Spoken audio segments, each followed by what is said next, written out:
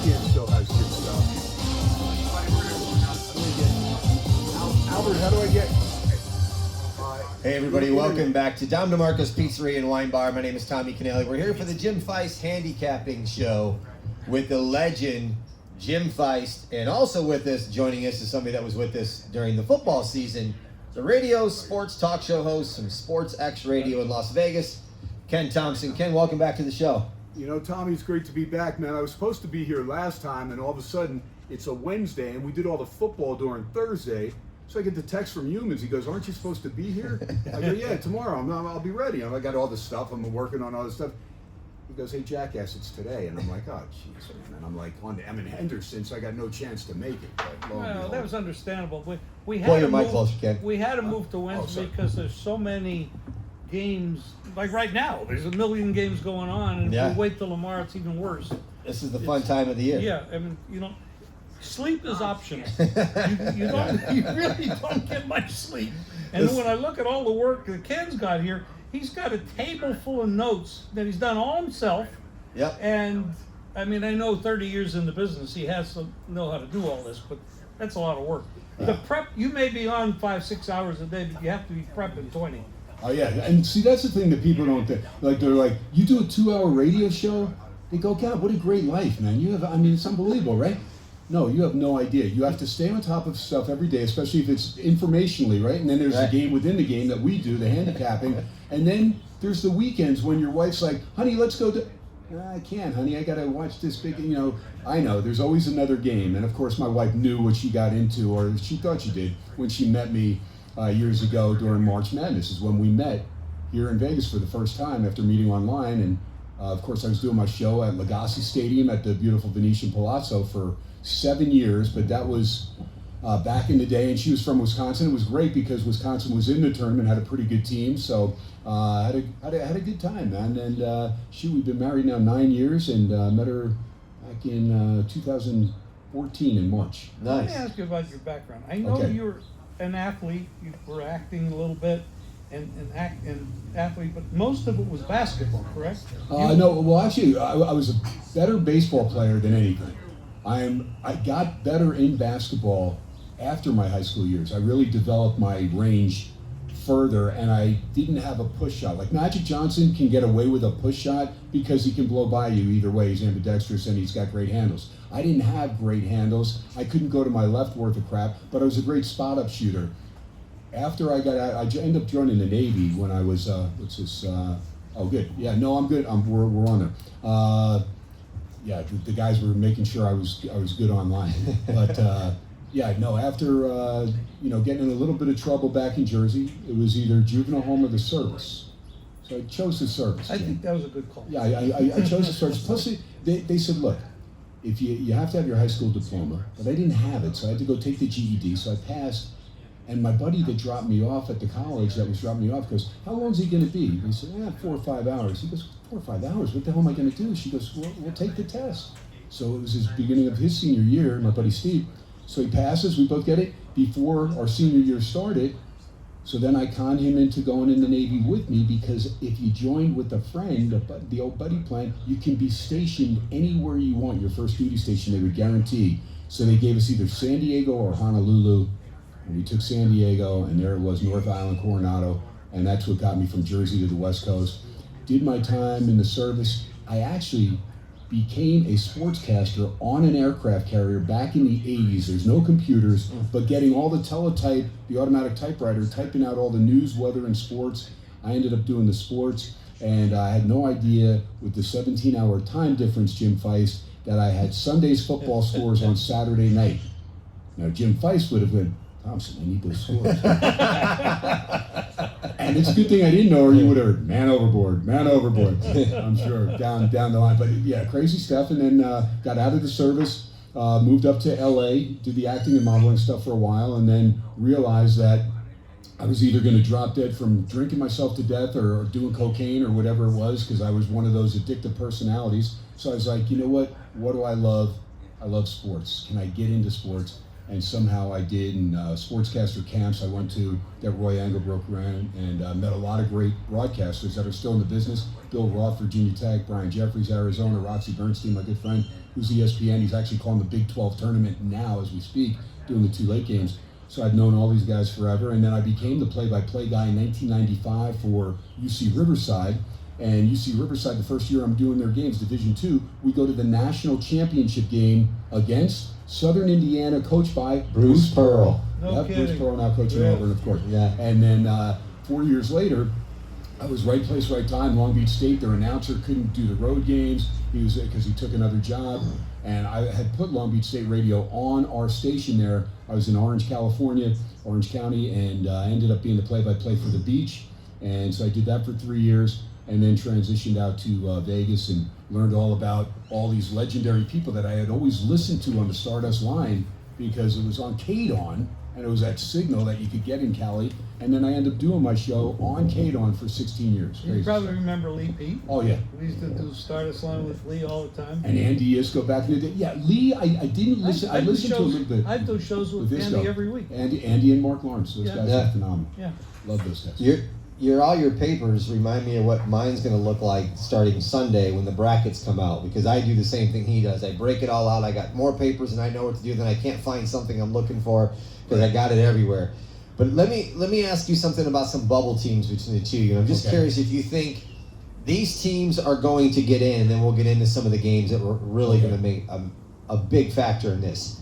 I want to start in the Mountain West. San Diego State's playing Boise State. To me, the loser is out of the tournament. They're not in. Do you agree or disagree, Ken? I would agree, except looking at Lenardi's bracketology, he's got San Diego State safely in. Boise State not. He's got them on the first 4 out. And San Diego State's not playing well. And they got swept by UNLV. Right. They got swept by Utah State. Yep. So, I think it's more, and they'll say, well, you know, we're not taking any other years into consideration. Oh, crap. You're taking years, and Brian Dutcher's a hell of a coach. I like Brian a lot. I've met him several times. Good guy. But, yeah, this team's not as good, and they lost guys like Parrish that transferred, and who the other guy, Bird. No, he's got Bird. But they don't have a great offensive team. Still good defensive prowess. Boise State, I like Leon Rice a lot. Again, missing a 3-point shooter. Yeah. Has 2, but needs a third. Jim, let me ask you this. There's another team to me that I think is not safely in, and if they get ousted early in the Big 12 tournament, I don't think Baylor's safely in this tournament, in this field. They have not been playing. I mean, I 6-8 weeks ago, I thought that they had enough to get there, but they just have not been impressive lately at all. I don't think they make it. I don't think so either.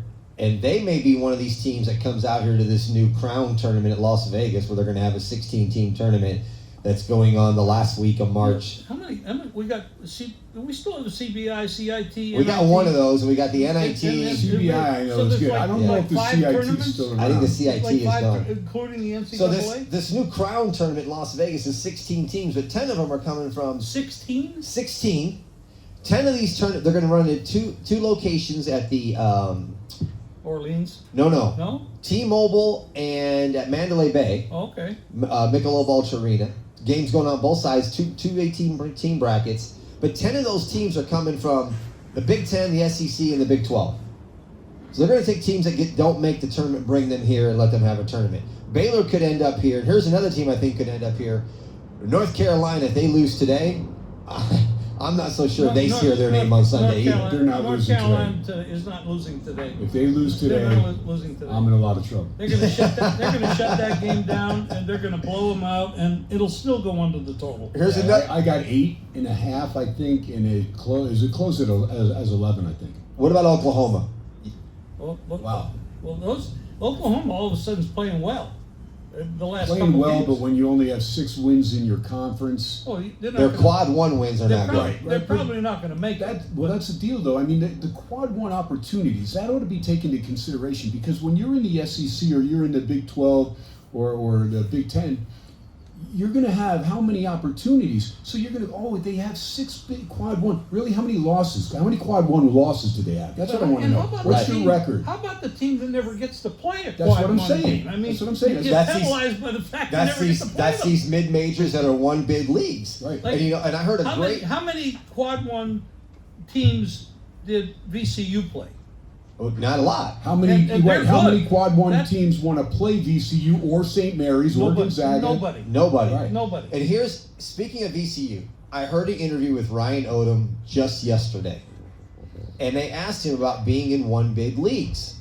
And he said it puts a lot of pressure, not just on the coaching staff, but the kids know it as well. Mm-hmm. If the kids know it and they know they got to win that tournament, it's the only way to get in, the pressure becomes mountable every time you win a game in the conference tournament, because the pressure continues to increase because they know that's their only chance to get in to the tournament. And let me take that locally here, because Lindy LaRocque has done an amazing job with the UNLV ladies, right? 4 straight Mountain West crowns. Only lost 2 games this year. Her record is 69-7 in 4 years in conference. God. And they lost last night and got bounced by San Diego State. They had lost a 1-point game to San Diego State. Then they avenged that loss. And then it was an afternoon game, and there was hardly anybody there. Thomas and Mack, they're taking for granted UNLV will be in the finals, probably against Wyoming, who they lost to in Laramie.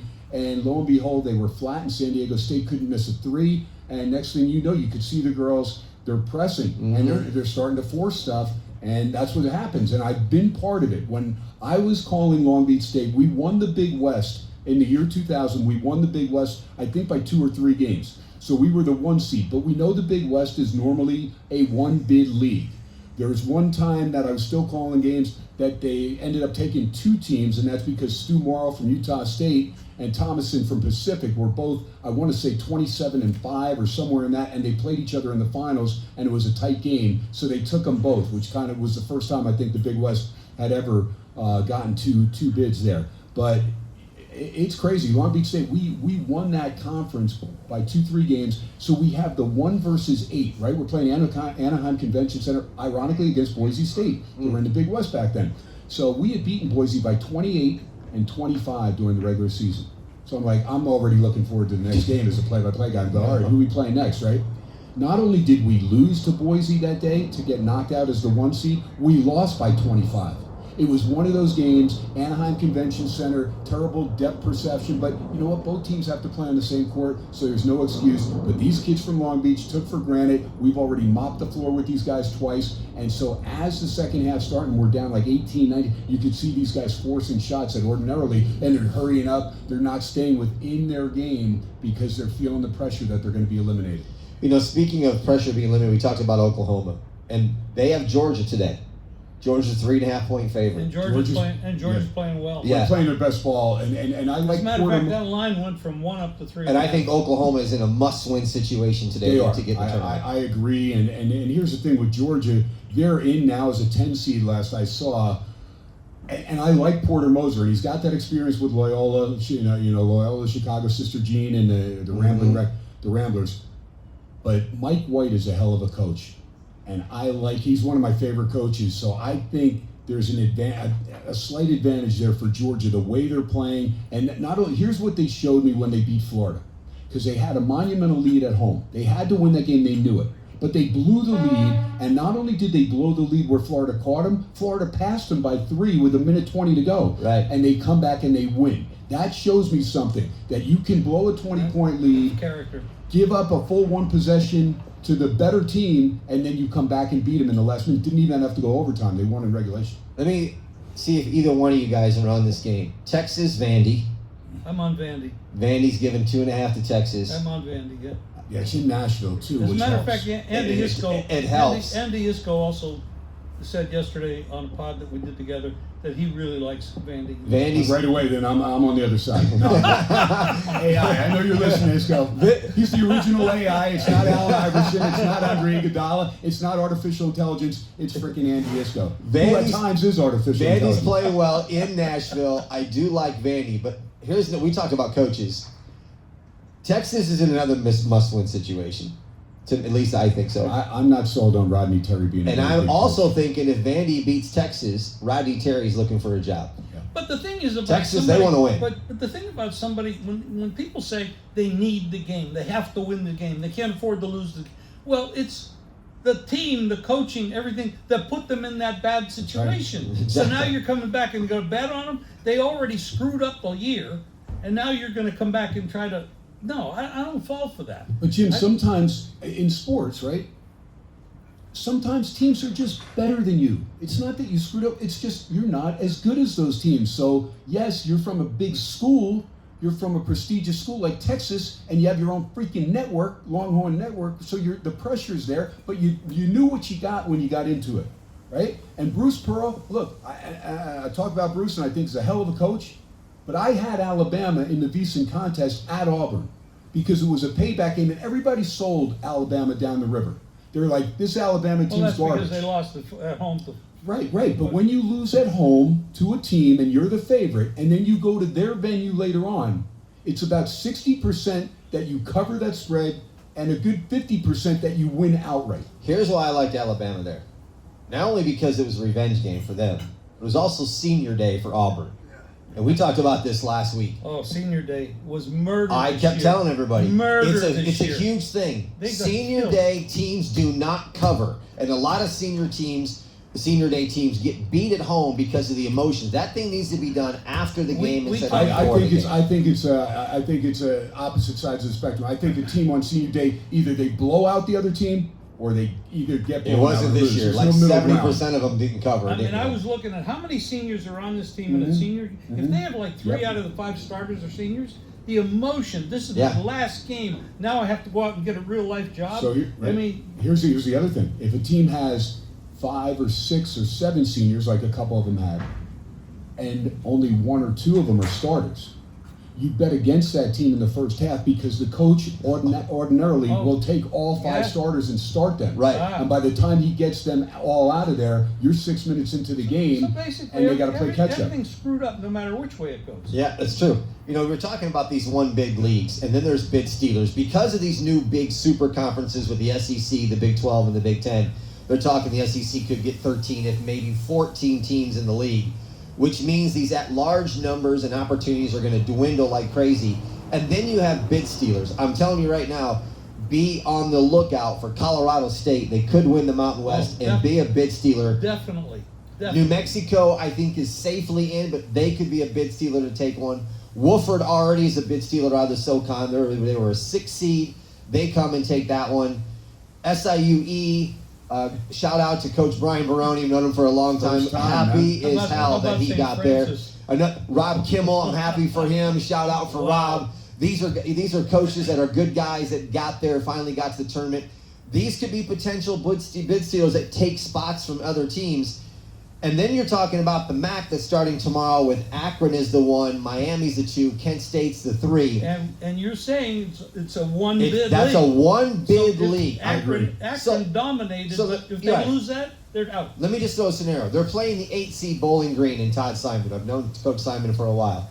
If they would get beat in the first round against Bowling Green, there's no shot Akron's going to ever get looked at. They're done. This is a one-bid league. Whoever wins this tournament's going. Everybody else is going to be looking at NIT, maybe the CBA, whatever. All these other maybe Vegas. Maybe they get an invite to Vegas to the NIT. Tommy, I'll say this is a MAC league that is not as strong as it's been. True. I mean, when you look at Miami of Ohio or Kent State's always, Golden Flash is always a good program. Ohio, Bobcats, my nephew graduated there. But always a good team. These teams are not good enough to win an NCAA tournament game. I think Akron is, but they have to play their A game because they've had some close tilts that they found ways to win, and they end up losing to Kent, right? The loss. Let me throw some teams out that I think you want to keep an eye on come Sunday when the brackets come out that have, if they get the right matchup, have potential to win the first round game. Lipscomb, right? We're on that. Omaha is a very good team. Yep. They could win a game. And Bryant is good. Omaha, you could have made money on, in their conference tournament, even though they won the regular season. Now, St. Thomas from Minnesota still had one more year to wait. Even if they won the tournament, they would not get in, right? So they get to the finals. But Omaha, that team, you could have got plus 700 to win that conference tournament, even though they were the 1 seed. And the reason being is because the games are in Sioux Falls, so South Dakota State. Right. South Dakota, North Dakota State, and North Dakota, those 4, and it was ironic because those 4 played amongst each other on the same day. It was just those 2 games. South Dakota was getting buried by North Dakota State. They came back from the dead and beat them by a point, and South Dakota State was up huge in the first half, and North Dakota plays the most perfect second half they ever did. So you had the 2 upsets right there, and North Dakota State and South Dakota State going out, which is unheard of in Sioux Falls. Then the game against St. Thomas, you'd think that maybe we Well, know we're in. We right. don't have to win this. Right. But Because St. Thomas is still, ineligible. they still went out there with their character Yeah. and they won the game. Because as a coach, you don't want anyone bringing that up and saying they backed in. They backed in. You're like, no, we're good enough. We're the 1 seed in the regular season. We're going to beat St. Thomas. St. Thomas is a good team, a really good team, but they're great in Minnesota. They're average everywhere else. And they're not eligible yet for the No. That's why I said. postseason That's what I tournament. said. Yeah, that's what we're And talking here's another team that plays a weird style. I call it mudding it up, where they just kind of muck everything up and it doesn't look good, and all of a sudden they grind it out 3-4 points, and then all of a sudden you're down 5, you're down 6, and that's High Point.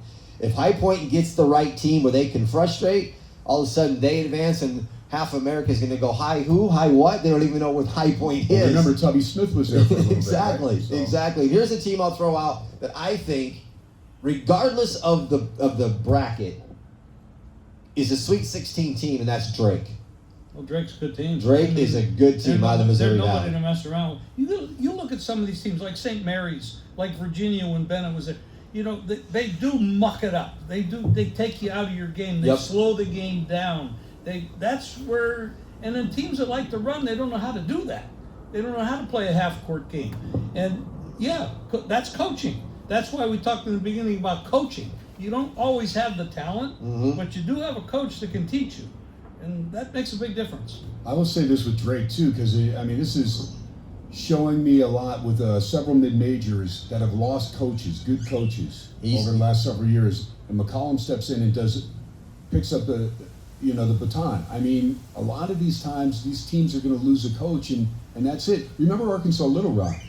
Who put them on the map was Chris Beard, right? And they've struggled since. They're not the same pro. So a lot of times that coach leaves, and you're looking for a coach to try and get that magic back. But there's some programs like Drake that have found a way, no matter who's taken over. Darren DeVries, who's now at West Yes. Virginia. Yep. You know, here's the thing with Of course, McCollum. his kid is a hell of a player too. Right. DeVries. So McCollum, Fran McCaffrey said he's not going to retire. He's going to stay at Iowa. That doesn't mean Iowa's not going to get rid of him. They're not getting rid of him. If they would, McCollum's the guy, I would think. McCollum's the guy that would go over to Iowa. And McCollum, I think if he wins, his name's probably already on the list of some other schools, but if he wins anything in the tournament, his name's just going to go up the list. All right, so Fran's a very good friend, and Fran comes on my show every week. He was on the show the other day. I've known Fran since he was at Albany, coaching Siena, taking them and knocking off Vandy. And Coach Mack, I met him at the Final Four first time in person last year, and I love the guy. And I said I always put up a picture on social media where he looks like Clark Kent, like Miles Leonard, and then sometimes I'll put up one where he's blowing a gasket, where he's 10 shades of red and just throwing his jacket and just losing it. But that team, what they did the other day to Freddie Hoiberg in Nebraska, very impressive. And Ohio State, that game will be later.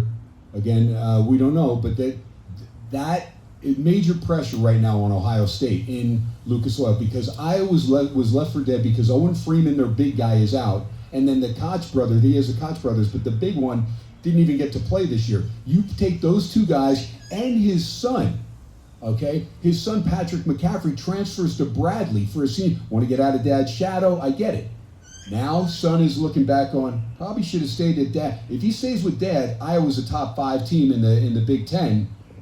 And Bradley, I said Bradley, I meant Butler. Butler is a team struggling, and they're going to get knocked out first round more than likely in the Big East. So Patrick McCaffrey wanted to get out of dad's shadow, get away, and you screwed yourself, son. Thad Matta might be looking for a job too, or he might just step down. He might be done at this Butler. is a bad Butler team. Let me ask you some games tomorrow. And we're actually here on Wednesday. The Big Ten. Indiana, Oregon, to me, is intriguing. All of a sudden, Mike Woodson comes out and says, well, maybe I made an announcement too early, because Indiana all of a sudden is rallied behind him and playing a lot better than they have been. Did he say that? He did say that. Stupid. He did say to that. say that. Why don't you wait till the season's over and then say that? Yeah, said- because Because the kids are playing. great. Yeah, Right, he now said, they're maybe I thinking, spoke oh, too coach soon. is coming back. God dang it, man! I wanted coach was out of here. Well, he's not going to come back. They're obviously looking, but he said maybe. But them and Oregon, I think, is an intriguing matchup because Oregon's been playing well. Oregon's a hell, and they got a coach. Dana Altman. They got a coach. And you can talk about coaches. Izzo. How about Patino? I mean, look at these guys. He's That- older. I'm blown away on experienced. St. John's. I grew up watching St. You John's talk ball. about these older, experienced coaches that know how to win. Yeah. Oh my God, they're doing a great job. They are. I mean, I will say this. I will not be shocked if Izzo says this is enough. No, I mean, he's really. I won't be shocked. He's been around. He's now the all-time leading wins in Big Ten history. Mhm. I know he wants one more title under his They name could easily become a number one to support seed, his legacy. depending on what happens. But I with think everything he going stays. on, I think he stays, but I won't be shocked if he leaves. And I keep hearing more and more rumors that Bill Self is leaning towards retirement. I think Kansas just can't keep up with the NIL money. But I think that makes Kansas very dangerous. Kansas is dangerous anyway. Yeah. Okay, I had Kansas last week in the contest Yeah. against Arizona, and I liked them a lot. And here's the thing: KJ Adams missed time. Pressure on the big guy from Michigan coming over. I mean, there's a lot of pressure on that team, and they blew some games that they probably should have won. When they got blown out in Provo by 34 points, and they were down 38 to BYU, probably the best thing that ever happened to Kansas this season, because Self went back and said, here you guys are, preseason number one, and you're garbage, basically. Is this your legacy here? And like Dickinson said, he goes, no one feels sorry for us because we're getting paid now. We're getting NIL money. So we have no excuse. It's on us. And so I jumped on them against Oklahoma State that first game back. And the Pokes have actually been playing well. It's not a good team, as we saw yesterday in the Big 12 tournament in that first game loss. But it's not a good. But this was Kansas. It was put up or shut up. You're either good enough. And then the two losses that Kansas had at Texas, or at home against Texas Tech and at Houston, they were both winnable games down the stretch. They lost them. And they should have won. They should have beat Houston at Kansas, and they let that one get away. So I look at Kansas, and to me, it's a Sweet 16 team in the right bracket. And Self, yeah, he's not happy with the way this team played during that. And sometimes when you got the target on your back, it's nonstop. There's a lot of expectations. But Self had the best line for me in last season. His team is about this time of the year, and they're asking him about the tournament, and he just basically said in a different way that I'm already looking at next year. He was fed up with that team last year. It was already looking to this year, and this year he looks like he's just not having fun. Kansas is having a hard time getting guys. They need more NIL money, and that's the reason a lot of these coaches are getting out. He's got a lifetime contract there.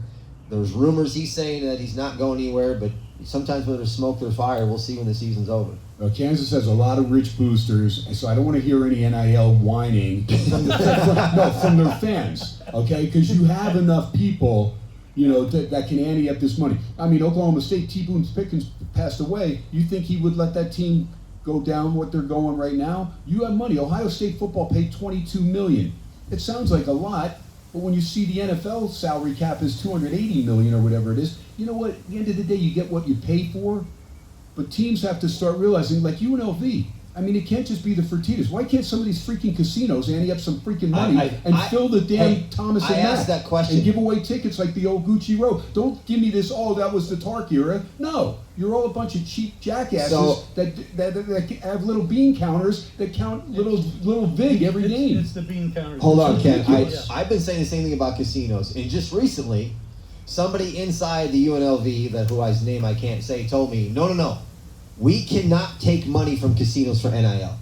That is not allowed. Is really? Yeah. I did not know that. I didn't know. Because I said, why don't you just go get to every casino and have them ante up? You'll have the most NIL money. And they said, we can't get the money from the casinos. What about... It has to come from outside sources. It can't come from the casinos. Things like that, I mean, to where the school, like the Viejas Center, what is that? It's an Indian reservation casino for San Diego State. Indian reservations are run completely different. So Palms is an Indian reservation casino. There's one they could talk to. The Palms Casino. There's a few of them that we have. So there's a big one too in Laughlin. Yeah. What it starts with an A. It's a real short name, but yeah. I can't remember. I've been there way back when. But I mean, I'd like to know because if you have if you have DraftKings and FanDuel getting involved with the leagues, how does that work? How is that not to where there's a conflict of interest with the NFL or Major League Baseball? They're tied with casinos. How is there not a conflict of interest there? So here's something, Ken, too. I just thought about this. If the casinos can't give money to UNLV for the NIL, then people like Fertitta and Derek Stevens that owns these casinos personally They probably tie can up the ante for the NIL, and that's not coming from casinos. Maybe they tie it together. This is where you made your money. It's dirty money. We can't use. No, I don't know. I don't know. I don't know the answer to that.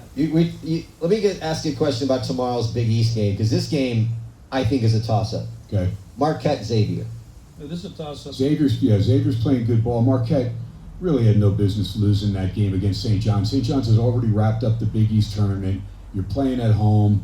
You get off to a good start. You're up 7 early, and then you play nip and tuck, and you're pretty much playing from behind, a bucket here, bucket there. But that's Pitino, right? I mean, Shaka Smart's a good coach, but he's not Pitino. You would think Pitino would back off, get a little bit. You don't back off anything. No. Are you kidding me? That's like saying Pete Carroll's going to back off. He's got a 3-year deal. He's going to be 74 September 15th. Pete Carroll's going to try and win every game. He has the energy of a 25-year-old. Now he's got his old quarterback. By the way, North Carolina is up 43-29 at half. Beautiful. You're looking good. What? 43-29. You're looking good. I'm looking good and feeling good.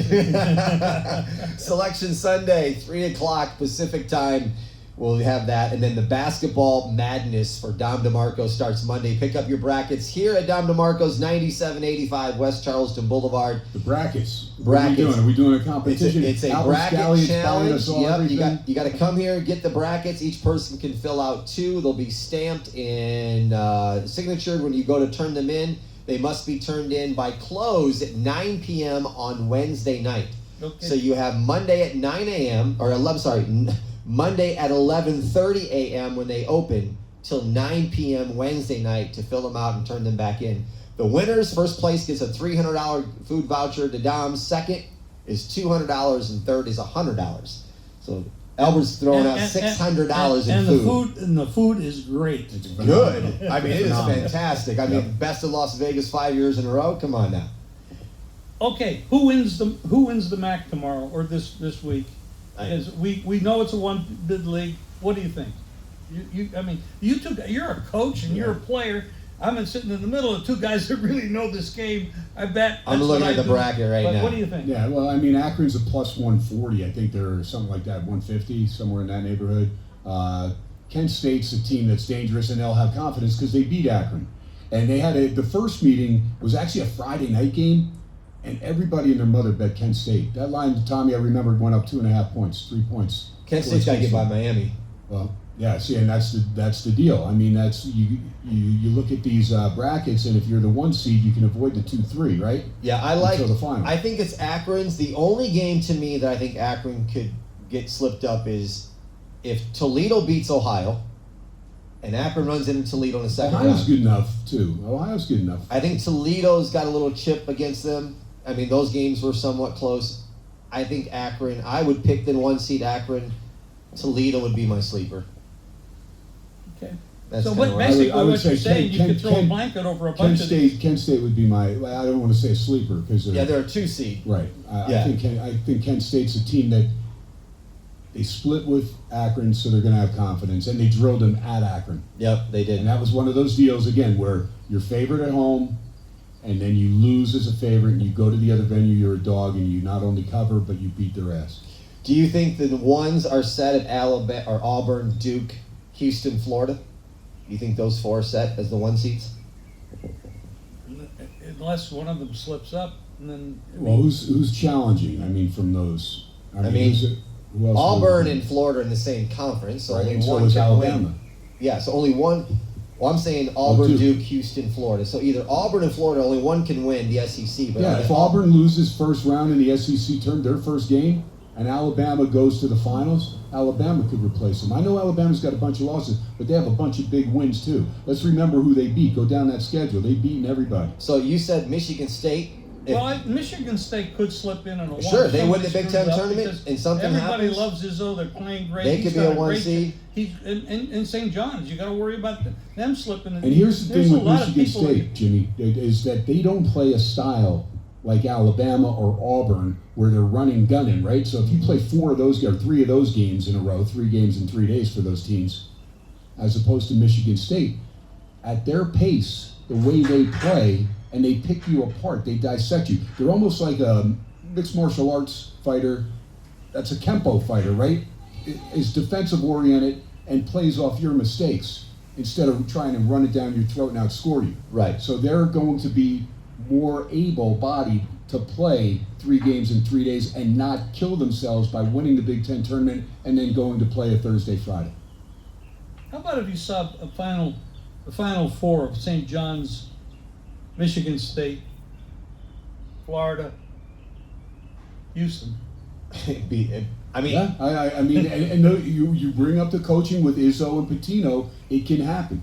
And let's not forget Calvin Sampson. Richard Pitino, who's got a pretty good New Mexico team. That team's dangerous. That team's the one team out of the Mountain West that I think. Can somebody out and of you the mentioned Mountain- Colorado State. I think Medved's got a squad too. Yeah. You know, I'll They tell do. you, I'm going to say this. I think when this season's over, Richard Pitino will no longer be at New Mexico. Yeah. He's done a great job there. Some of these bigger schools are looking for guys. And they're tossing money around. Yep, I think we'll go after Pitino for that. Here's a team that I think you could see on a 2 line. I know everybody's been talking about Texas Tech, and I'm big on Texas Tech. But there's another team in Texas that I think can be on the 2 line, and that's Texas A&M with Buzz. Adam against Auburn was a big game. First time they ever beat a number 1 down at College Station. Buzz is a good coach. He's well traveled, but he's wherever he goes, he wins. And I like that he didn't have him. You know, he's no storm in the court. We belong here. That's right. And so he's battle tested himself. And if I'm a player and I look at a Buzz Williams or I look at some of these young coaches, and you know, Buzz isn't the youngest, but I'm just saying when I look at some of these coaches, I feel confident that my coach can outcoach the other coach. And Buzz, and that means I don't care if he's going against Self or Izzo. If I'm a Texas A&M player, I feel, you know what? My guy just hasn't won national titles, but he's good enough to do it. So Buzz is a hell of a coach. I think A&M's dangerous. I agree with you. He's a good guy, And too. they got experience last year. Got plenty of. Yep. They got to shoot it better from the outside. That's their problem, and that's Houston's bugaboo too. You don't have Shed. You better knock down your threes because you don't have a ton of depth. But Sampson's a hell of a coach, but he looks like he needs a drink on the sideline. He's always shaking, man. Who's the team that depends the least on the 3-point shot because you're playing in big venues where sight lines are difficult? And you being a shooter, Yeah. really qualified to answer that question. Right. Well, here's the thing, and that's what I hate really about the greed of the NCAA tournament as far as the final venue. I don't like it being in a cavernous football stadium. I hate it. I remember going to Butler and UConn down in NRG down in Houston, and I swear it was Butler and UConn in the finals, and I think they changed 2 points in 8 minutes one time in the second. It was the lowest scoring final ever. They couldn't make a Nothing. shot. It was absolutely pathetic. And because there's no depth perception there, and it's terrible, and I get it. They have to play got the same court field. raised But don't you want to see these teams the way you saw them all year, and you're like, oh, Butler, what a great story, and this and that, and Brad Stevens, look what he's doing. It's and money. Yeah, but I want to see him. Then put me in a 25,000 square. It's all foot. about Give money. me a T-Mobile. I'm okay. You know what? Yeah, the ticket costs more. I'll break a few fire codes, but at the end of the day, that's what you get. Everybody else will watch it on TV instead of putting it at Allegiant Stadium like we're going to have in a couple years, and it's going to be ridiculous. Yeah, I agree with you. I wish it was in smaller venues, but NCAA is all about the mighty So the dollar. Wall Street line is greed is good. It's not good. Well, I mean, that's the thing. I mean, when you look back, like the NIL money, right? When I was calling games for Long Beach State, and it was funny because I would get a per diem like the kids would, right? They give them $25. This is in 2000, right? So they give them $25. We stop on a road venue, one of the shortest little road venues, but nice. We were taking a bus, one of those plush buses. We went from Santa Barbara, right? Beautiful, playing the Gauchos, and then we're going to Cal Poly San Luis Obispo, another beautiful venue. So we stop on the way to play Cal Poly Slow, and 2 of the guys are still on the bus, and I was getting off the bus late, but I was still going over some notes and stuff, and I'm sitting, so these 2 guys were both starters. I'm like, what are you guys doing, man? You better get there, and then you got to make sure you digest this food, and have some food in you so you got some energy. And so, like, we're not going. I go, what do you mean you're not eating? What's wrong with you, man? the $25 they were saving till Saturday so they could take their girlfriends to the movies. So here's these kids are studying, they're doing all this crap, and that's when I realized, I'm like, you know what? So I ended up, giving these kids my per diem money, my $25 that they gave me as the play-by-play guy, and I said, here, you guys go get something to eat, man. It's ridiculous. So I showed me, all right, give these kids $2,000, give them $1,000, $2,000 a month. They're not working, they don't have time, they're hitting their books, and then they're traveling and they're practicing. So give these guys a couple thousand. And Ed O'Bannon from UCLA was big and adamant about that. We need to get paid, and they didn't address it. And NCAA never thought it would come to this. And then it gets overruled and goes through the court systems, and now it's too late. The cat's out of the bag, and now you can't go back and say, sorry, Ohio State, you can't spend $22 million on your football team. You can only spend $5 million. No, it's too late, and you're never going to win that stuff in court. You screwed up. So where do you go now? Because it's killing college sports. It's just a matter of time. You're going to have 25 schools, basically, in each sport that's going to be competitive. And I'll tell you right now, in basketball and football, one of them is going to be BYU. Because BYU already ended up for the number one high school player they did. next year. They get the number one player. They got money. So they welcome them to the world of NIL. Yeah, we are welcome into the world of madness, which is going to start in 8 days. Selection Sunday's 4 days away. Next week we'll be here with Wes Reynolds. He's going to come back. He was just with us a couple weeks ago. Jim, Wes Reynolds. right? Wes Reynolds is fabulous. He's coming back. I love Wes. Indiana boy that knows his stuff. Yes, he's coming And back damn, with us. he's hit some golf winners. Oh, my he's God. excellent. It's Him and Brady Cannon and Matt numbers? Humans on golf are phenomenal. Yeah, they are great. Unbelievable. But before we go, Ken, I just want to say I appreciate the offer. It was an honor and privilege to be on your show. It was a lot of fun. No, you're going to be back there, man. I mean, this guy's like, oh, I need 4 days note. I'm like, what the hell is it? 4 days note? What are you, Johnny Carson or something? I mean, Frank Caliendo All my other gets one day. schedules, I can't just on the drop of the dime just jump on. You should be ready in 10 minutes. I What's wish wrong I with you? could be. I would love to do that. He I would is. I love mean, to do pick that. up the phone You and can't, freaking talk play some the college old hoops. age card. You're too young. I didn't say I was old age. Okay, It's all my. alright. It's trivia. It's all this other stuff I have going on. I just can't jump All on this at other night. stuff I got Because he's going at on. night. He's at night. If it was during the day, it's a lot easier than at night. So That's 4 to 6 p.m. now. Yeah, he's 4 to not 6 p.m. night. That's daytime. yeah. So But, after Well, you you, go to bed at after six? you no, drive in trivia Vegas. starts at 6:30, so I leave around 4 to come set I up. got you. Yeah. So that's what it is. All right. I got to ask questions. A, Everybody's B, got C, to or have D. something to whine about. Yeah, that's right. Not just hang out with Feist. I'm gonna. We just got to hang out with this guy. Yeah. He's only been doing the business for 60 plus years, so Oh, yeah, you're right. I should be tired. you're not. I'm not tired, but I'm not retiring. Although I had a bad day yesterday, and it was the first really bad day in a month, so I got to bounce back. I hate to lose. I lose my money, I lose your money. It pisses me. I'm back. Well, hopefully in a week you've made a bunch of more money, and we'll see how this goes. Ken, thanks so much for taking time coming back on the show. You guys are Jim fabulous. Feist is always the man, the myth, the legend. My name is Tommy Canale. We will see you next week here at Dom DeMarco's Pizzeria and Wine Bar for the Jim Feist Handicapping Show at Dom DeMarco's.